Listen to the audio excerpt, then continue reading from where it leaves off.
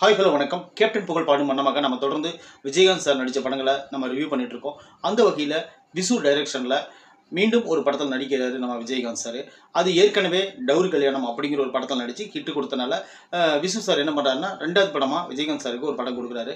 அது என்ன படம்னு பார்த்தீங்கன்னா புதிய சகாப்தம். இந்த படத்தில் வந்து விஜயகாந்த் சார் கருப்பாக இருக்கார், நடிக்க மாட்டேன்னு சொன்ன நடிகையில் அம்பிகாவும் ஒன்று. அதுபோல் அவங்க இந்த படத்தில் ஹீரோயினாக நடிச்சிருப்பாங்க. விஜயகாந்தோட வளர்ச்சியை பார்த்துட்டு விஜயகாந்த், அம்பிகா, கார்த்திக் கெஸ்ட் ரோல் பண்ணியிருப்பார். அது போக இந்த படத்தில் வந்து விசு சார் நடிச்சிருப்பார். இந்த படத்தினோட ஸ்டோரி பற்றி பார்ப்போம். இந்த படத்தினோட ஸ்டோரி பற்றி பார்க்கறதுக்கு முன்னாடி நம்ம சேனலை சப்ஸ்கிரைப் பண்ணி வச்சுக்கோங்க. அப்போ தான் நான் போடுற வீடியோ உங்களுக்கு வந்து கிடைக்கும். புதிய சகாப்தம் இந்த படம் வந்து மே 2 1985 வெளியாச்சு. உழைப்பாளர் தினத்துக்கு அடுத்த நாள். இந்த படத்தினோட ஸ்டோரி என்னென்னு பார்த்தீங்கன்னா, ஒரு காலேஜ், அந்த கற்பகம் காலேஜ் அப்படின்ட்டு அந்த காலேஜுக்குள்ளே மாணவர் தேர்தல் நடக்குது. இப்போ அந்த காலேஜுக்குள்ளேயே லைப்ரரியில் வேலைக்கு சேர்றதுக்கு நம்ம அம்பிகா அவங்க என்ன பண்ணுறாங்கன்னா, 2 தங்கச்சி ஒரு தம்பி இருக்காங்க. கண்டிப்பாக வேலைக்கு போயே ஆகணும் அப்படிங்கிற சூழ்நிலையில் அந்த காலேஜுக்குள்ளே வராங்க. கிளர்க்கு வேலை, அதாவது வந்து லைப்ரரியில் கிளர்க்கு வேலை, அந்த வேலையை வாங்கிறதுக்கு வராங்க. வரும்போது காலேஜில் வந்து ஒரு எலெக்ஷன் நடந்துகிட்ருக்கு. மாணவர்கள் மத்தியில் எலெக்ஷன் நடந்துகிட்ருக்கு. அப்போ எலெக்ஷன் நடந்துகிட்டு இருக்கும்போது அதில் 3 பேர் இருக்காங்க. அதில் ஒருத்தர் ஆள் தான் விஜய். அவர் மூலயமா எப்படியாவது ஒன்று வேலை வாங்கி உள்ளே வராங்க நம்ம அம்பிகா. வந்து வேலை செஞ்சிட்ருக்குறாங்க.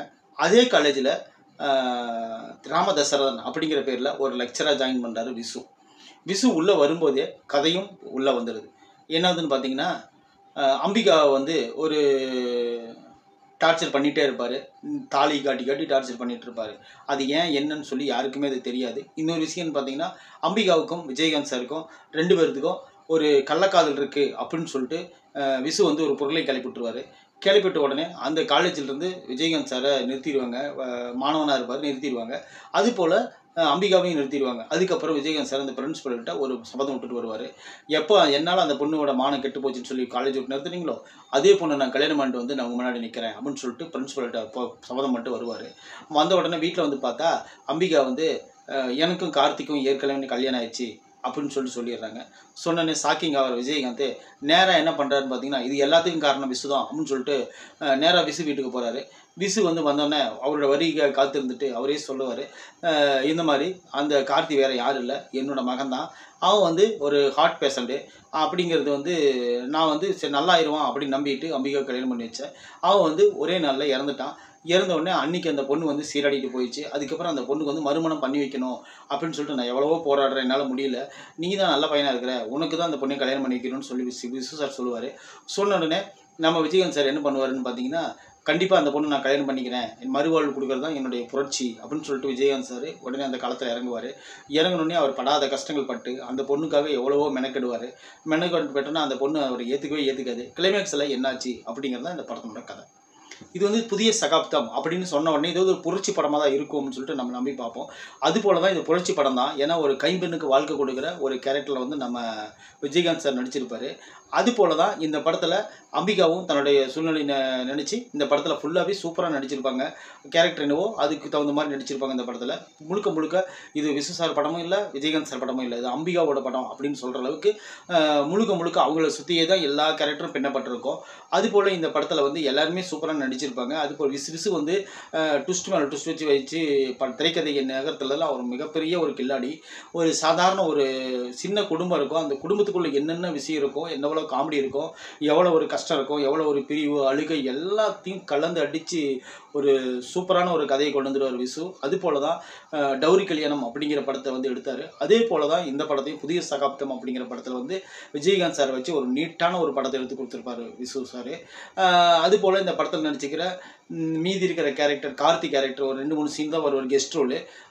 அதுபோல் இந்த படத்தில் நடிச்சிக்கிற மீதி எல்லா கேரக்டரும் ஒரு பிரின்சிபால் ஆகட்டும், அந்த ஓமகுச்சி நரசிம்மன் ஆகட்டும், அதுக்கப்புறம் அவங்க 3 ஃப்ரெண்ட்ஸ் ஆகட்டும், அதுக்குள்ள அந்த நம்ம ஹீரோயின் அம்பிகாவோட தங்கச்சியினுடைய காதலனாக வரக்கூடிய அந்த கேரக்டர் ஆகட்டும், இந்த படத்தில் நடிச்சிக்கிற எல்லாருமே நல்ல ஒரு பர்ஃபார்மன்ஸ் எடுத்திருப்பாங்க. இந்த படத்துக்கு வந்து மியூசிக் யாருன்னு பார்த்தீங்கன்னா கங்கை அமரன். இந்த படத்தில் மியூசிக் வந்து ஓரளவுக்கு கேட்கும்படியாக இருந்தால் கூட இந்த படத்தில் பாடல்கள் வந்து நல்லாவே இருக்கும். நீங்கள் கேட்டு ரசிக்கும்படியாக தான் அந்த பாடல்கள் இருக்கும். அந்த காலேஜில் பாடக்கூடிய ஒரு 2-3 பாடல்கள் வந்து தேவையில்லாத பாடல்கள் தான் இருந்தாலும் என்ன பண்ணுறது, பாட்டு வச்சா உண்மை அப்படிங்கிறதுக்காக இந்த பாடல்கள் வச்சுருப்பாங்க.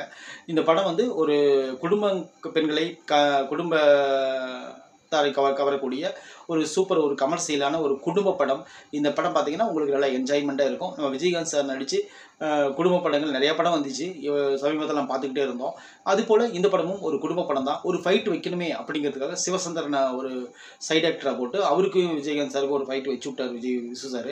ஆக்சுவலி விசு சார் படத்தில் ஃபைட்டே இருக்காது, ஆனால் இருந்தாலும் விஜயகாந்த் சார் ஆக்ஷன் ஹீரோ இல்லை, அவருக்கு ஒரு ஃபைட் வச்சு தான் ஆகணும் அப்படிங்கிறதுக்காக சிவச்சந்திரனை போட்டு ஒரு ஃபைட் வச்சு விட்டார்.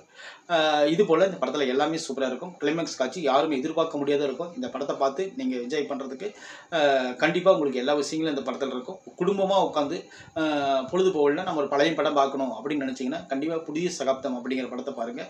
சின்ன சின்ன லாஜிக் மிஸ்டேக் இருந்தாலும் கூட அதெல்லாம் தெரிவிக்காது அந்த காலத்தில்.